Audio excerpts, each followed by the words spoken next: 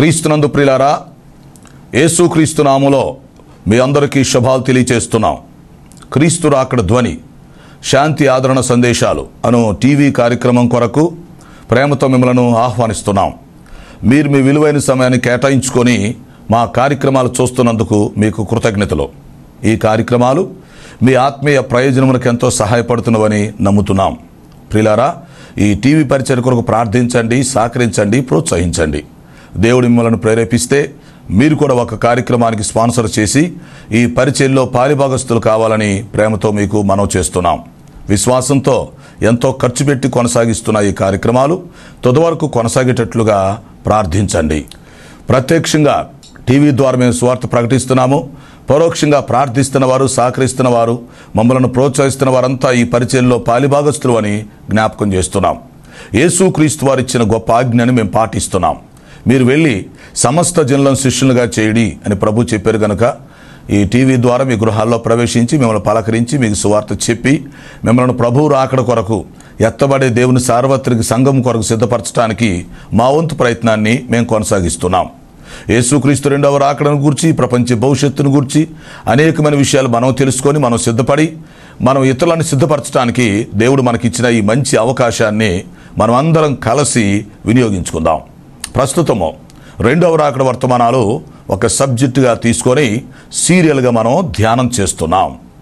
ఈరోజు మనము 7వ తీర్పు, ధవళ సింహాసనపు తీర్పును గురించి ఆలోచించబోతున్నాము. వాక్యం కొరకు మీ మనసులను సిద్ధం చేయండి. ప్రార్థన. పరిశుద్ధుడు అయిన మా తండ్రి, జీవాధిపతి, మీ ఘనమైన పాదాలకు స్తుతి స్తోత్రాలు చెల్లిస్తున్నాం. ఈరోజు రాకడ వర్తమానాలు 101వ వర్తమానం తీసుకోబోతున్నాం. సహాయం చేయండి. 7 తీర్పులు, అందులో ధవళ సింహాసనపు తీర్పు 7వ తీర్పును గురించి మేము ఆలోచిస్తున్నాము. మరి 7వ తీర్పులో మొదటి వర్తమానం ధవళ సింహాసనపు తీర్పు యొక్క పరిచయమును గురించి, సందర్భమును గురించి మేము తెలుసుకోబోతుండగా మీరు బోధకులై మాకు బోధ చేయమని మనవి చేస్తున్నాం. మీ దాసునైన నన్ను బలపరిచి వాడుకోండి. ఈ కార్యక్రమం సహకరిస్తున్న కుటుంబాన్ని దీవించమని మనవి చేస్తున్నాం. రక్షణ లేని వారందరికీ రక్షణ దయచేయండి. రక్షణ పొందిన వారిని సంఘంలో స్థిరపరిచి బలపరిచి మీ రాకడ కొరకు సిద్ధపరచమని మనవి చేస్తున్నాం. మాకు అవసరమైన సందేశం దయచేసి మీరే మహిమ పొందమని యేసు పరిశుద్ధ నామంలో అడుగుచున్నాను తండ్రి. ఆమేన్. ప్రియులారా, మంచిది. కూడి వచ్చిన మీ అందరికీ మరొకసారి శుభాలు, ప్రత్యేక వందనాలు తెలియచేస్తూ మిమ్మల్ని వర్తమానం కొరకు ఆహ్వానిస్తున్నాం. మీరు చూస్తున్న, వింటున్న ఈ వర్తమానాలు, ఈ రెండవ రాకడ వర్తమానాల్లో ఒక అంశం 7 తీర్పులు. ఈ 7 తీర్పులకు సంబంధించి అనేకమైన వర్తమానాలు మీకు అందించబడుతూ ఉన్నాయి. ఈ 7 తీర్పులను గురించి వాస్తవానికి ఓ చిన్న పుస్తకాన్ని మనం తయారు చేయొచ్చు. అయితే 7 తీర్పులను గురించి గతంలో మీకు 6 తీర్పులకు సంబంధించిన విషయాలు అందించడం జరిగింది. ఇప్పుడు 7వ తీర్పు ధవళ సింహాసనపు తీర్పును గురించి మనం ఆలోచన చేయబోతున్నాం. ఓకే, ఈ ధవళ సింహాసనపు తీర్పును గురించి, ఈ అంశమును గురించి 3 వర్తమానాలు వరుసగా అందించబడతాయి. క్రమంగా మరి ఈ అవకాశాన్ని మీరు ఉపయోగించుకోండి. ఓకే, మరి ధవళ సింహాసనపు తీర్పులో పార్ట్ 1 ఈరోజు మనం చూస్తాం. ధవళ సింహాసనపు తీర్పు పరిచయం, సందర్భం ఈరోజు మనం ఆలోచించబోతున్నాం. ధవళ సింహాసనపు తీర్పు అంటే అసలు ఏమిటి? ఈ తీర్పు ఎవరు తీరుస్తారు? ఈ తీర్పు ఎవరికి తీర్చబడుతుంది? ఎప్పుడు తీర్చబడుతుంది? ఎక్కడ తీర్చబడుతుంది? ఈ తీర్పు ఎందుకు జరుగుతుంది? ఈ తీర్పు ఎలా ఉంటుంది? అవునా, ఈ తీర్పుకు సంబంధించినటువంటి పరిణామాలు, పరిస్థితులు, ఫలితాలు ఏమిటి? సో ఈ విషయాలు ఈ కార్యక్రమంలో మనం ఆలోచన చేయబోతున్నాం. ఓకే, సో ముందుగా మరి 7 తీర్పుల గురించి ఒకసారి వాటి పేర్లు మీకు గుర్తు చేస్తాను. మొదటి తీర్పు ఏంటి? యేసుక్రీస్తు వారు సిలువలో మానవ జాతి అందరి కోసం పొందిన తీర్పు. రెండవది కృపాసింహాసనపు తీర్పు, అనగా ప్రభు బల్ల దగ్గర విశ్వాసి వ్యక్తిగతంగా తనకు తానే తీర్చుకునే తీర్పు. వ్యక్తిగతంగా మనకు మనమే తీర్పు తీర్చుకునే అవకాశం, అధికారాన్ని ప్రభు బల్ల దగ్గర మనకి ఇచ్చాడు. ఆ అవకాశాన్ని మనం ఉపయోగించుకోవచ్చు. 3, మరి దేవుని సార్వత్రిక సంఘమునకు జరిగేటువంటి న్యాయసింహాసనపు తీర్పు. ఓకేనా, సంఘము ఎత్తబడిన తర్వాత మధ్యాకాశంలో క్రీస్తు న్యాయపీఠం దగ్గర నిలబడిన తర్వాత సార్వత్రిక సంఘమునకు ఈ తీర్పు జరుగుతుంది. ఈ తీర్పులో ఎవరు నరకానికి వెళ్ళరు, ఎవరికి శిక్షలు పడవు. ఇది బహుమతుల ప్రధాన కూటమని ఆల్రెడీ మీకు చెప్పడం జరిగింది. ఈ లోకంలో మనం జీవించిన జీవితాన్ని బట్టి మనకు రావలసిన ప్రతిఫలాలు న్యాయపీఠం దగ్గర మనం తీసుకుంటాం. ఓకే, ఇక నాలుగవది ఇశ్రాయేలులకు జరిగే ప్రత్యేకమైన తీర్పును గురించి మనం ఆలోచన చేశాం. 5 మహిమ గల సింహాసనపు తీర్పు. 6 పడద్రోయబడినటువంటి దేవదూతలకు జరిగేటువంటి తీర్పు. ఈ విధంగా ఈ 6 తీర్పుల గురించి మనం ఆలోచించడం జరిగింది. మహిమగల సింహాసనం తీర్పు దగ్గర ఏం జరుగుతుంది? దేవుడు ఇశ్రాయేలులకు ప్రత్యేకంగా తీర్పు తీర్చి వారిని సామూహికంగా రక్షించడం జరుగుతుంది. తర్వాత వారు క్రీస్తు 1000 ఏండ్ల పరిపాలనలోనికి ప్రవేశిస్తారు. ఓకేనా? తర్వాత ఈ మహిమగల సింహాసనపు తీర్పులో సజీవులైనటువంటి అన్య జనాంగాలకు జరుగుతుంది తీర్పు. ఆ సమయంలో 7 ఏండ్ల శ్రమలు అయిపోయిన తర్వాత క్రీస్తు 1000 ఏండ్ల పరిపాలనకు ముందు, అంటే క్రీస్తు తన బహిరంగ రాకలో ప్రత్యక్షమైనప్పుడు ఈ సజీవులైనటువంటి అన్ని జనాంగాలు మొత్తాన్ని నిలబెట్టి వారికి తీర్పు తీరుస్తాడని మనం తెలుసుకున్నాము. వారిలో మరి కొందరిని గొర్రెలుగా, కొందరిని మేకలుగా ఎంచడం జరుగుతుందని కూడా మనం చూసాం. మరి గొర్రెలైనటువంటి వారు మరి క్రీస్తు 1000 ఏండ్ల రాజ్యంలో ప్రవేశిస్తారు. మేకలైనటువంటి వారు శాపగ్రస్తులుగా ఎంచబడి త్రోసివేయబడతారని మనం తెలుసుకున్నాం. ఓకే, అక్కడ దాకా ఆలోచించాం.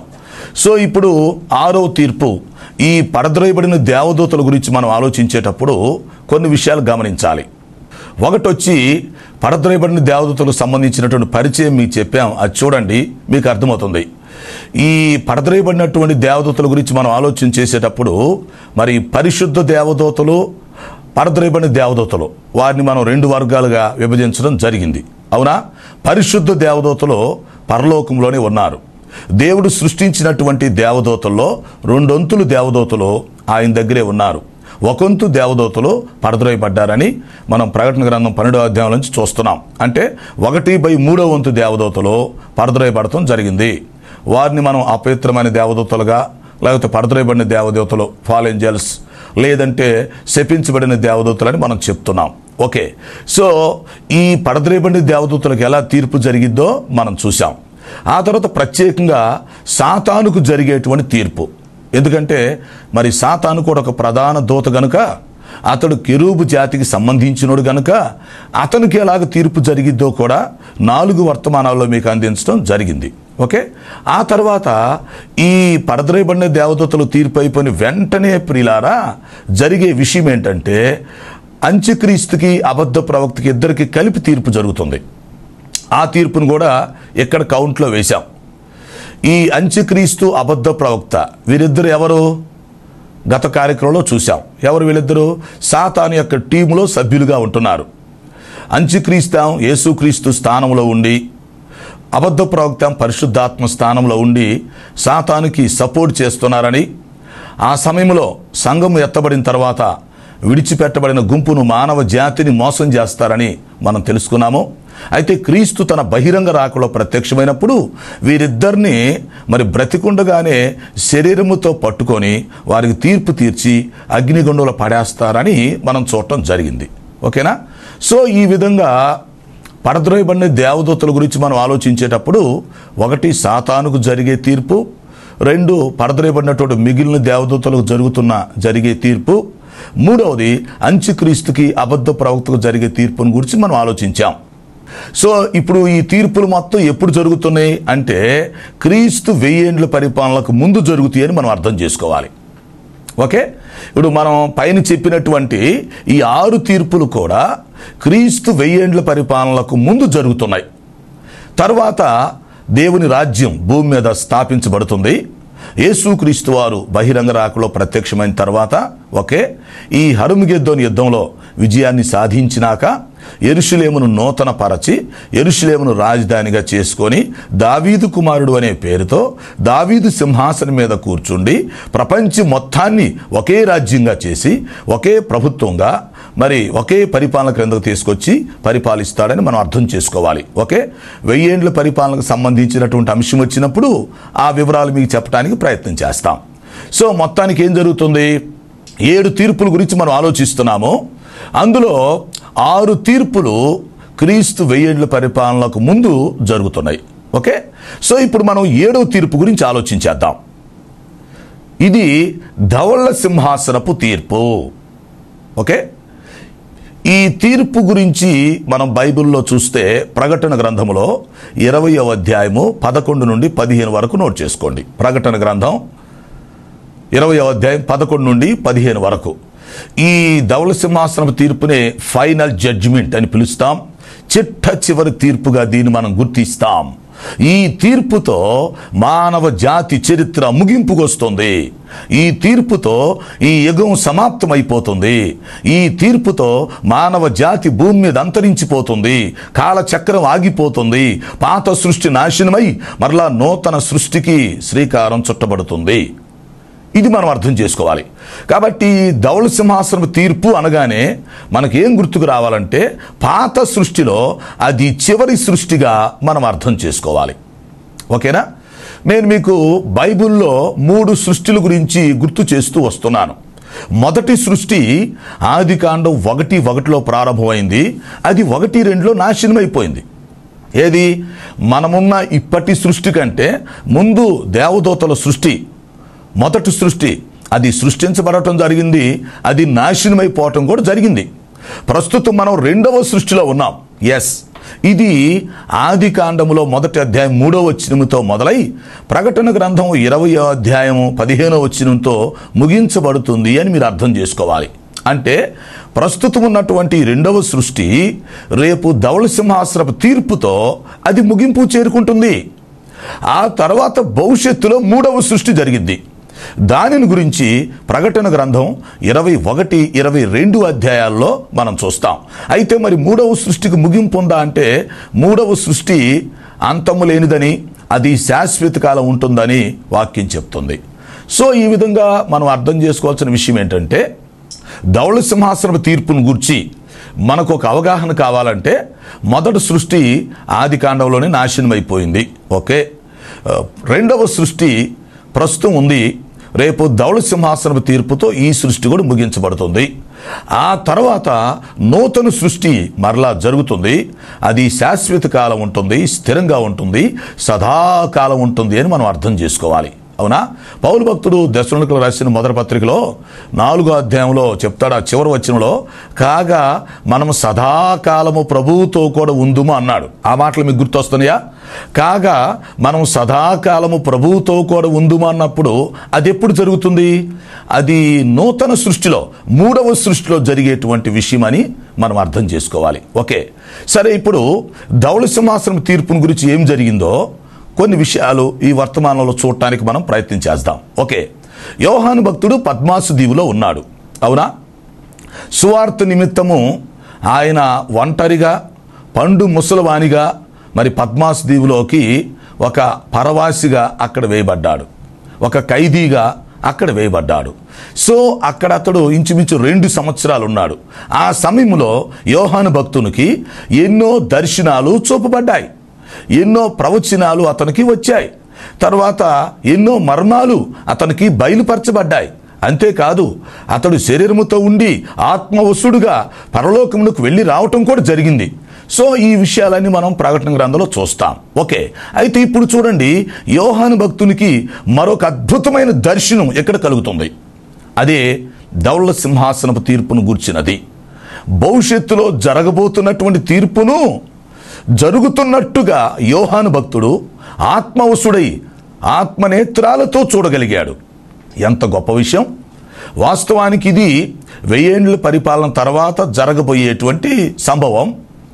అది ప్రపంచమునకు చిట్ట చివరి తీర్పు. ఓకే, అయితే యోహాను భక్తునికి తన దర్శనములో అది జరుగుతున్నట్టుగా చూడగలిగాడు. అది గొప్ప విషయం. ఎలా చూశాడో చూద్దాం. మనం కూడా చూస్తున్నట్టుగా ఊహించుకుంటూ ఆలోచిద్దాం. ఓకేనా? యోహాను భక్తుడు చూస్తూ ఉండగా ఏం జరిగిందంటే గొప్ప ధవళమైన మహాసింహాసనము వేయబడినది. ధవళం అంటే తెలుపు అన్నమాట. తెల్లటి సింహాసనం వేయబడింది. అది మామూలు సింహాసనం కాదు, మహాసింహాసనం. అది యోహాను చూస్తున్నాడు, ఆశ్చర్యపోతున్నాడు. ఈ సింహాసనము ఇంత గొప్పగా ఉన్నది ఏమిటి? ఈ సింహాసనం ఎంత తెల్లగా దగదగ మెరిసిపోతుంది. ఈ ధవళమైన మహాసింహాసనం ఏంటి అని అతడు చూస్తూ ఉన్నాడు. అవును ప్రియులారా, అంత గొప్ప సింహాసనాన్ని అంతకుముందు అతడు చూసి ఉండలేదు. అవును, బైబిల్లో మనం అనేకమైన సింహాసనాలు చూడగలుగుతాం కదా. ప్రకటన గ్రంథంలో 4వ అధ్యాయంలో చూసినప్పుడు పరలోకములో ఒక సింహాసనం వేయబడినట్లుగా, ఆ సింహాసనం మీద దేవుడు ఆసీనుడై ఉన్నట్టుగా మనం చూస్తాం. ఆ సింహాసనం వేరు. ఆ సింహాసనం పరలోకములో పరిపాలనకు సంబంధించింది. అవునా? మరొక చోట మనం చూస్తే కీర్తన 103:19 దేవుడు ఆకాశమందు ఆసీనుడై ఉన్నాడని, ఆకాశమందు ఆయన తన సింహాసనాన్ని వేసుకొని ఉన్నాడని అక్కడ మనం చూస్తాం. అలాగే 123వ కీర్తనలో కూడా ఆకాశమందు ఆసీనుడై ఉన్నవాడా అని మనం చూస్తాం. అంటే ఈ సింహాసనం అనేది ఈ విశ్వాన్ని పరిపాలించే సింహాసనం. ఎస్, పరలోకాన్ని పరిపాలించే సింహాసనం అదొకటి కనిపిస్తోంది. ఈ విశ్వానికి సంబంధించిన సింహాసనం కనిపిస్తోంది. అంతేకాకుండా ఇక ఈ తీర్పుల విషయానికి వస్తే 3 సింహాసనాలు కనిపిస్తున్నాయి. న్యాయ సింహాసనం, మహిమగల సింహాసనం, ధవళ సింహాసనం. ఈ 3 సింహాసనాల దగ్గర మరి తీర్పులు జరుగుతున్నట్టుగా మనం చూస్తున్నాం కదా. సో సింహాసనాలు అంశం వచ్చినప్పుడు మళ్ళీ వాటి గురించి వివరంగా చెప్పడానికి నేను ప్రయత్నం చేస్తాను. న్యాయ సింహాసనం దగ్గర సంగమునకు ప్రత్యేకంగా తీర్పు జరుగుతుంది. ఎస్, అది మధ్యాకాశంలో జరుగుతున్నటువంటి సంభవం. మరి మహిమగల సింహాసనము దగ్గర ఇశ్రాయేలు ప్రజలకు, అలాగే సజీవులైనటువంటి అన్య జనాంగాలకు, అలాగే సాతానుకు, పడద్రోయబడినటువంటి దేవదూతలకు, వీరందరికీ మహిమగల సింహాసనం దగ్గర తీర్పు జరుగుతుంది. అది భూలోకములో జరిగే తీర్పు. ఇప్పుడు మనం చూస్తే ఇది మరొక సింహాసనం, ధవళమైనటువంటి మహాసింహాసనం. చూసారా?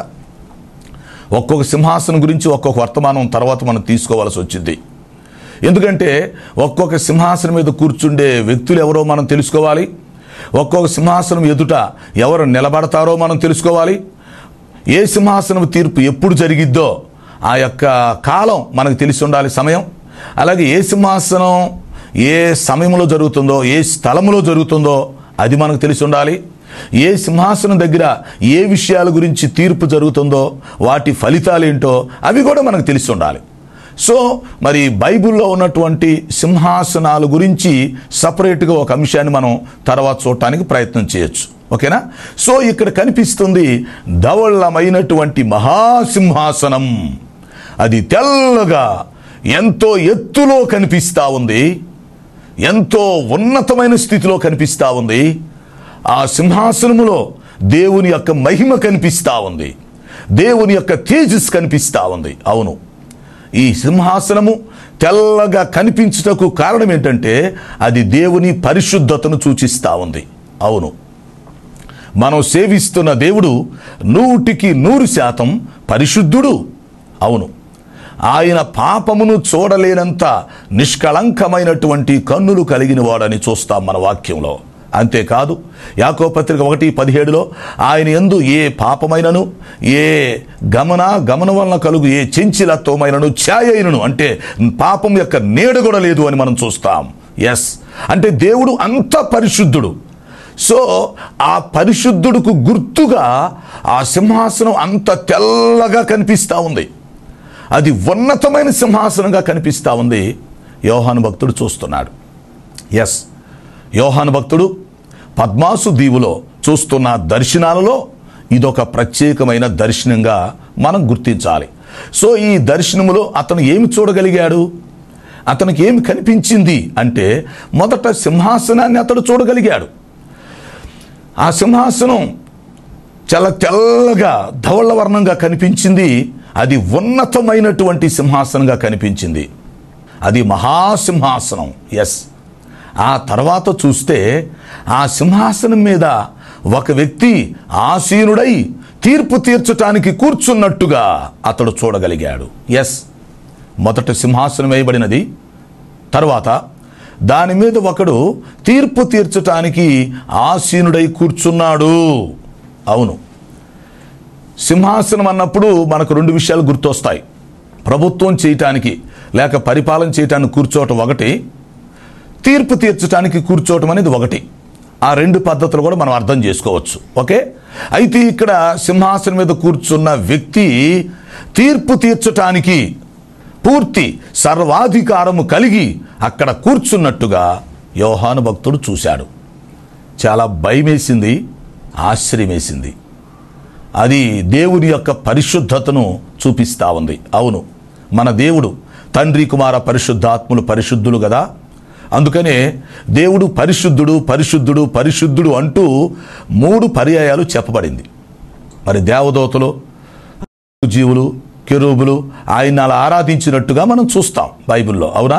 ఎందుకు వారు పరిశుద్ధుడు పరిశుద్ధుడు పరిశుద్ధుడని 3 మార్లు ప్రయోగించారంటే అది తండ్రి కుమార పరిశుద్ధాత్మలకు సూచనగా మనం తీసుకోవాలి. కాబట్టి మన దేవుడు పరిశుద్ధుడు, ఆయన సింహాసనాసీనుడై ఉన్నాడు. అందుకే ఆయన కూర్చున్న సింహాసనం ధవళ వర్ణముతో కనిపిస్తూ ఉంది. అంతేకాదు, ఆ సింహాసనం మీద కూర్చున్న వ్యక్తి ఎలాంటోడంటే మనం చూస్తే మహావృద్ధుడుగా కనిపిస్తాడన్నమాట. మహావృద్ధుడు. అవును, అది దేనికి గుర్తు? ఆయన అనంతమైనటువంటి జ్ఞానం కలిగిన వాడు అని చెప్పడానికి, ఆయనకు ఆది అంతము లేదు అని చెప్పటానికి, ఆయన అనుభవం కలిగిన వాడు అని చెప్పడానికి, ఆయన న్యాయబద్ధంగా తీర్పు తీరుస్తాడు అని చెప్పటానికి ఇదంతా సూచన. కాబట్టి సింహాసనాన్ని చూస్తున్నాడు. సింహాసనం మీద ఒక వ్యక్తి తీర్పు తీర్చడానికి ఆసీనుడై కూర్చున్నాడు. ఆయన మహావృద్ధుడుగా కూర్చున్నాడు. ఓకే, అది ఆయన యొక్క అనుభవమును, ఆయన ప్రత్యేకతలను చూపుచున్నది. తర్వాత ఏం జరిగిందంటే యోహాను చూస్తూ ఉండగా ఒక అద్భుతం జరిగింది. ఏంటో తెలుసునా? ఆయన సముఖము నుండి భూమి ఆకాశాలు పారిపోయినాయి. ఓరి నాయన, ఇదేంటి? ఆ సింహాసనం దెబ్బకి ఆ మహిమను చూడలేక, తేజస్సును చూడలేక, ఆ అధికారమునకు భూమి ఆకాశములు ఆయన సముఖము నుండి పారిపోయినవి. వాటికి నిలవటానికి చోటు లేదు. ఎంత భయంకరమైన తీర్పో అర్థం చేసుకోండి. ఇది భూమి ఆకాశాలు పారిపోయాయి. ఎస్, ఆకాశము చుట్టబడిన గ్రంథములాగా అది తొలగిపోయింది. ఓహో, మరి ఇప్పుడు సింహాసనం ఎక్కడుంది? అది శూన్యములో వేయబడింది. అవును, భూమి మీద ఉన్న సింహాసనం ఉంది, ఆకాశంలో సింహాసనం ఉంది, పరలోకంలో సింహాసనం ఉంది. ఎస్, అయితే ఈ సింహాసనం ఎక్కడ? ఇది శూన్యములో వేయబడినది. ఓకే, ఆ తర్వాత ఏం జరిగింది? శూన్యములో ఆ సింహాసనం వేయబడింది. చూస్తా ఉన్నాడు. ఎందుకంటే అది అంత గంభీరంగా కనిపిస్తూ ఉంది, అంత భయంకరంగా కనిపిస్తూ ఉంది. దేవుని యొక్క పరిశుద్ధతను, మహిమను చాటి చెప్పుచూ కనిపిస్తూ ఉంది. ఓకే, తర్వాత ఏమైంది? ఆ సింహాసనం ఆయన చూస్తూ ఉండగా యోహాను, ఈలోపు ఏం జరిగిందంటే గ్రంథములు అక్కడికి తేబడ్డాయి. గ్రంథములు తీసుకొచ్చి అక్కడ పెట్టారు. ఆ గ్రంథాలు విప్పుతా ఉన్నారు. ఆ గ్రంథాల్లో సపరేట్గా ఒక గ్రంథం కనిపిస్తూ ఉంది. అదేంటంటే జీవ గ్రంథం అను వేరొక గ్రంథం. ఇది అంటే జీవ గ్రంథం. అక్కడ కొన్ని గ్రంథాలు తీసుకొచ్చి పెట్టారు. అందులో సపరేట్గా జీవ గ్రంథం ఒకటి అక్కడ చూపిస్తూ ఉంది, హైలైట్.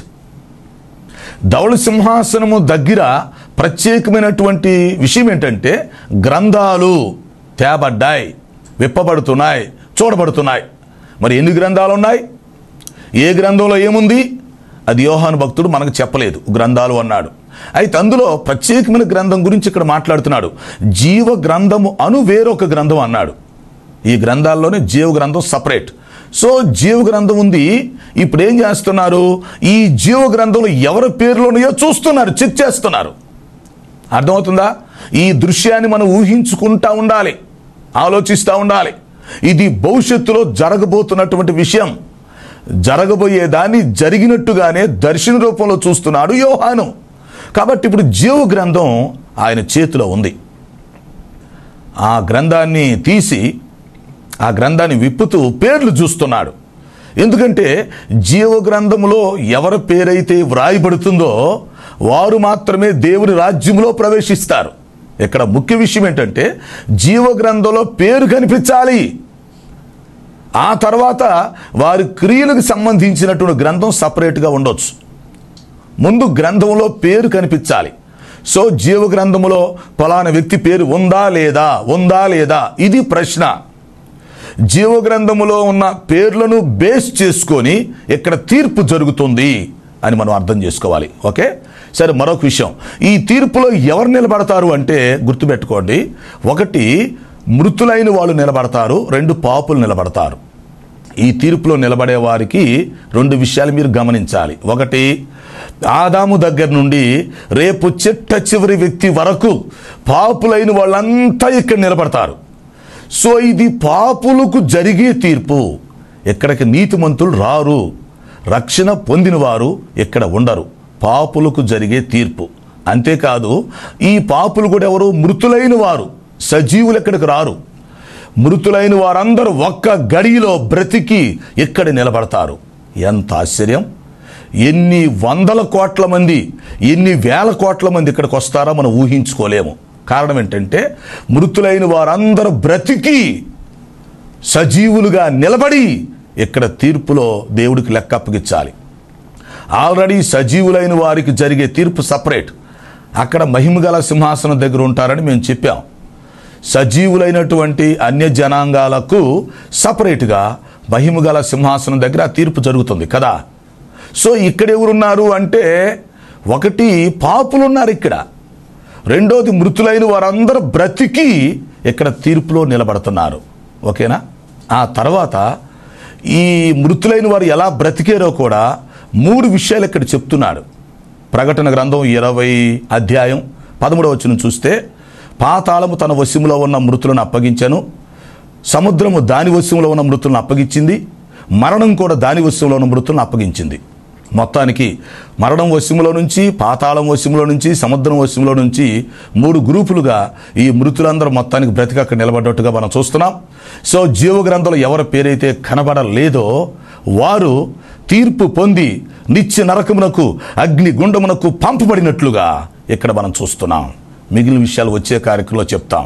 కాబట్టి మనం అర్థం చేసుకోవాల్సిన విషయం ఏంటంటే ఈ ధవళ సింహాసనం దగ్గరికి మనం రాకుండా జాగ్రత్త పడాలి.